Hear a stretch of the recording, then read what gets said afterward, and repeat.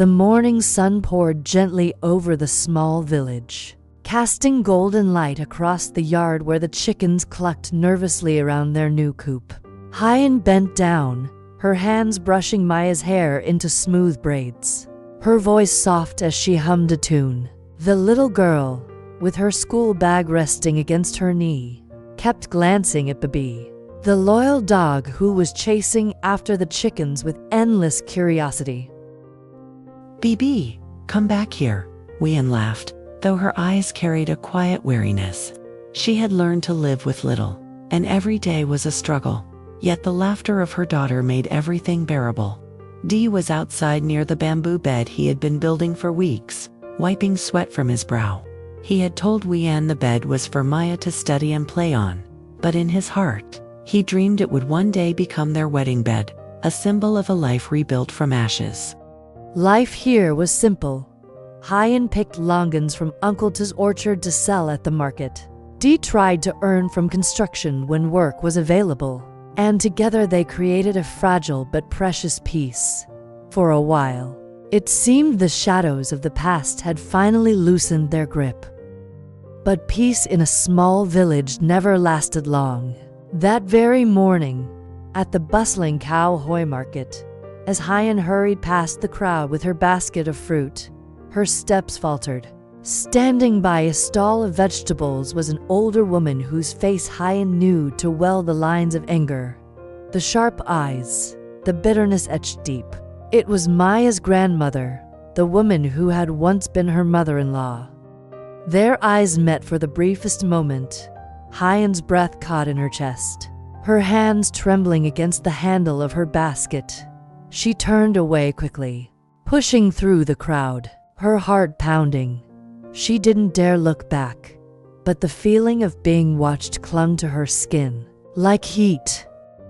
That night, as Dee fried the single fish he had caught from the river and laid it on the table for their humble meal, Huyen could not shake the image of that familiar face. She prayed silently that the woman would dismiss it as coincidence, that the market noise and dust would blur the truth. But in her heart, fear whispered, "She saw me. She knows." And once the ex-mother-in-law knew, peace could shatter at any moment. The night air outside their small home was heavy, filled with the sound of crickets and the faint rustling of leaves.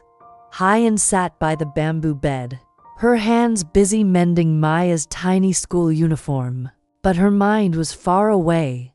Every thread she pulled reminded her of the cold stare she had met earlier that day at the market. Dee noticed her silence. He set down the chopsticks after their meal and leaned closer, his voice calm but firm. "Huyen, you've been quiet all evening. Tell me what's wrong." She hesitated, then lowered her eyes. "I saw her today, Maya's grandmother, at the market. I don't know if she truly recognized me, but it felt like she did." Dee's jaw tightened.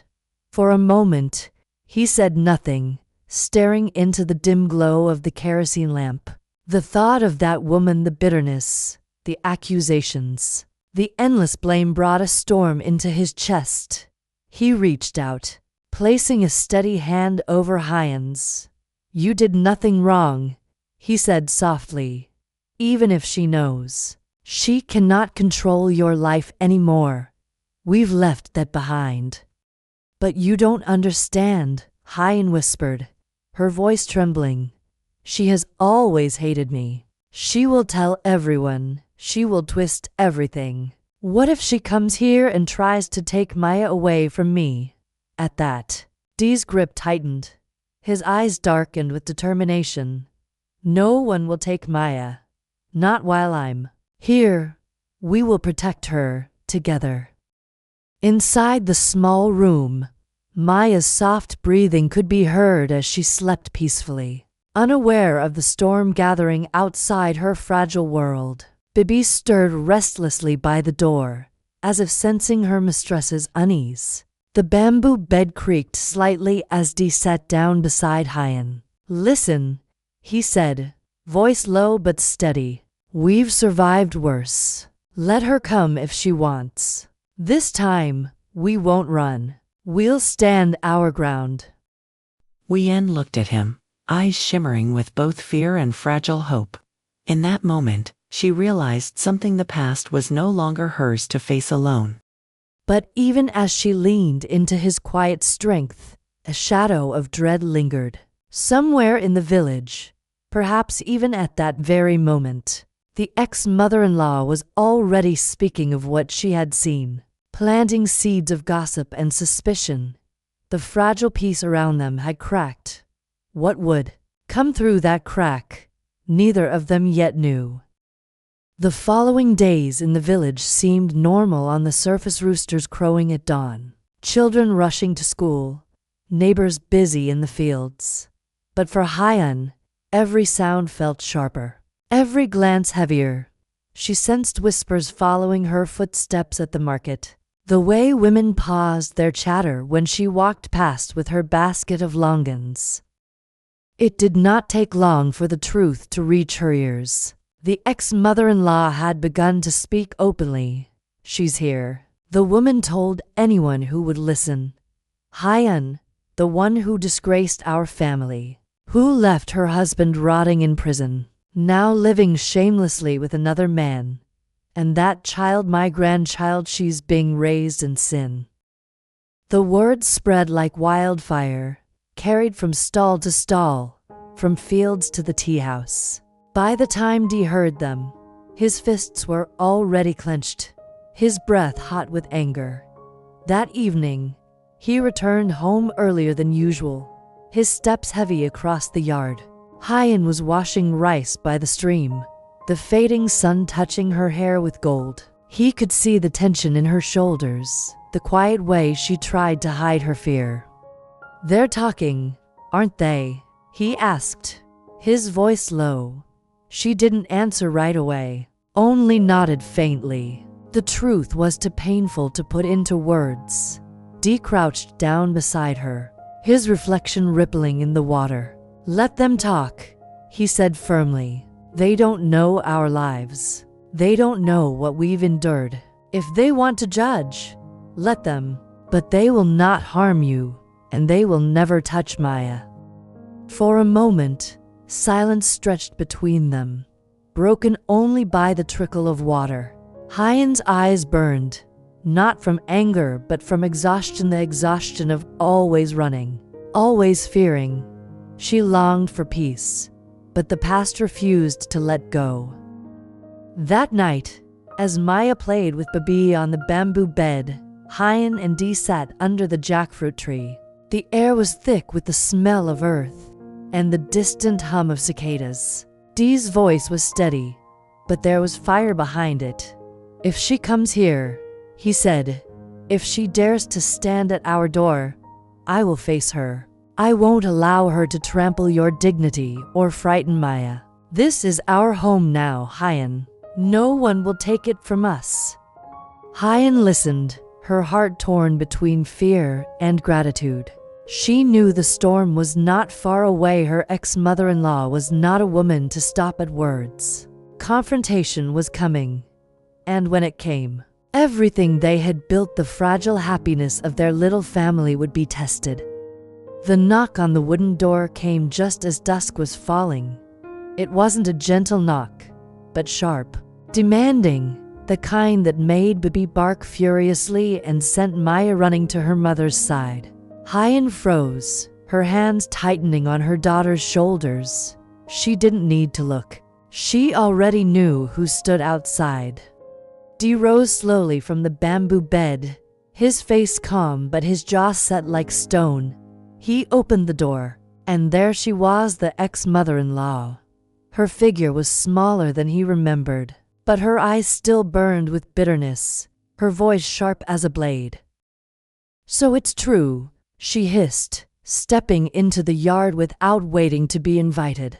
"You dare to show your face here, Huyen, living shamelessly with another man, parading my grandchild as if she belongs in this disgraceful house." Maya clung tightly to her mother's dress, her wide eyes filled with confusion. Huyen bent down, whispering gently, "Go inside, my child," before standing tall to face the storm. Her voice shook, but she forced each word out.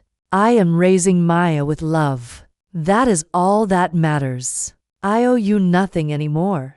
The woman's face twisted with fury. "Nothing? You destroyed my son's life. You brought shame to our family. And now you dare to say you owe me nothing." She turned toward Maya's small figure by the doorway. "That child is mine. I will not let her grow up in this disgrace." Before Huyen could speak, Dee stepped forward, his body a shield. His voice, though quiet, carried a weight that silenced even the crickets. "Enough. You will not speak to her like that, and you will not touch Maya." The old woman's eyes flashed with contempt. "Who are you to interfere? This is a family matter." Dee's gaze did not waver. "It became my matter the moment I chose to protect them. You may hate Huyen, you may curse me, but you will not take her child. Not today, not ever." For a moment, the air was thick with tension, as though the entire village held its breath. The ex-mother-in-law trembled with rage, her lips opening and closing as if to hurl another insult. But no words came. She saw the determination in Dee's eyes, the unshakable strength of a man who had nothing left to lose but everything to protect. Finally, with a bitter laugh, she spat on the ground. "You think you've won. We'll see. The whole village will know what you really are." She turned and walked away, her shadow vanishing into the night. Inside, Maya began to cry softly, frightened by the shouting. Huyen pulled her close, her own tears spilling over. Dee wrapped his arms around them both, whispering, "Don't be afraid. As long as I'm here, no one will hurt you." But even as he held them, he knew the confrontation was only the beginning. Words could spread faster than fire, and soon the village itself might turn against them. The days that followed were heavy, like dark clouds pressing low over the village. Whispers traveled faster than footsteps. At the market, Huyen could feel the eyes of other women watching her, their voices dropping into sharp murmurs as she passed. Maya, too young to understand, only tugged on her mother's hand and asked, "Mama, why are they looking at us like that?" Huyen's heart ached, but she smiled softly and whispered, "Because they don't know us yet, my love." Dee bore the stairs with quiet strength. When he walked to the well or worked in the fields, men who once greeted him warmly now looked away, pretending not to see him. Still, he stood tall, his hands rough from labor, his silence a shield against judgment. At night, when the crickets sang and the house grew still, Huyen sat beside the oil lamp, her face pale with worry. "Dee," she whispered, "what if your mother comes back with others? What if they try to take Maya from me?" Dee reached across the bamboo bed, taking her trembling hand in his. "Then I will fight for you, for both of you, not with anger, but with truth. We have done nothing wrong. This house, this life, we built it with honesty and love. That is something no gossip can destroy." Maya stirred in her sleep, murmuring her mother's name. Huyen brushed the hair from her daughter's forehead and felt tears welling in her eyes. She longed for peace, for a place where Maya could grow without fear or shame. The next morning, an unexpected kindness came. Old Mr. Tu, their neighbor, stopped by with a basket of guavas. He looked at Huyen with gentle eyes and said, "Let them talk. People's words are like the wine, loud, but they cannot knock down a tree with strong roots. You and Dee, you are that tree. Don't run again, stay." Those words sank deep into Huyen's heart. For the first time since the confrontation, she felt the faint warmth of hope. Maybe not everyone believed the venom of her ex-mother-in-law. Maybe there were still voices of kindness, strong enough to drown out cruelty. That evening, as the sun dipped behind the hills, Huyen stepped outside and watched Maya chasing Bibi in the yard, her laughter ringing like silver bells. Dee stood beside her, silent but steady. Huyen placed her hand on his arm, her voice quiet but certain. "We will stay, Dee. No matter what storm comes, we will face it together." And in that fragile but resolute moment, the fear began to loosen its grip. Love had chosen its ground, and they would not be moved. This story reminds us that love and truth can stand firm even in the face of judgment and hostility. Huyen and Dee's quiet courage shows that family is not built by blood alone, but by protection, sacrifice, and care. The ex-mother-in-law's anger could shake their hearts, but it could not erase the bond they had created through kindness and resilience. In life, there will always be people who judge, gossip, or try to tear us down. Their words may sting, but they cannot define who we are. What truly defines us are the choices we make. When faced with fear, to protect the ones we love, to hold on to our dignity, and to stand firm against injustice. The lesson is simple but powerful when we live with honesty and love. No storm of hatred can uproot us. Just like Huyen and Dee, we, too, can find strength in each other and discover that family is where hearts choose to stay, not where others demand we belong.